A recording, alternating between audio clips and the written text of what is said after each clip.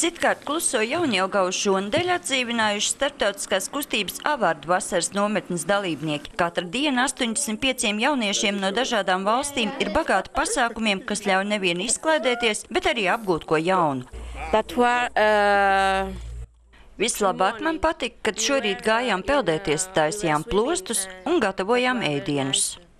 That was my favorite activity. Laikā, kad viesojāmies pie nometniekiem, ekspedīcijā ar dažādiem kontrolpunktiem jaunieši iepazīst mazpilsētu. Vienā no tiem tiek cepts pankūks, un ovācijas izpelnās puisis, kurš ar pannu apiet steju vai profesionāli. Citvieta ar ogli tiek zīmēta Jaunjelgavas nākotne. Šeit doma lidojums ir visai raips. Ārzemnieki saredz plašas iespējas futbolam un jaunajām tehnoloģijām, bet vietējie ir krietni piezemētāki.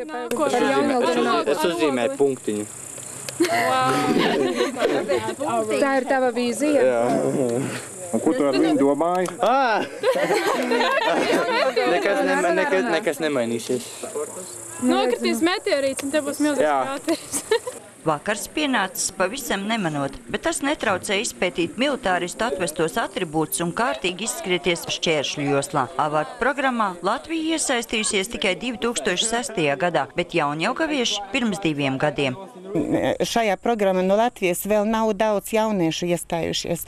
Iestājas tādi jaunieši, kur tiešām grib darboties, jo šeit nav tik vienkārši iestāties un skaitīties, ka es esmu avārda, arī jāizpilda savu personisku sastādītu programmu. Par lielāko iegūmu nometnes dalībnieki sauc iespēju strādāt komandā, neskatoties uz dažādo pieredzi un kultūru.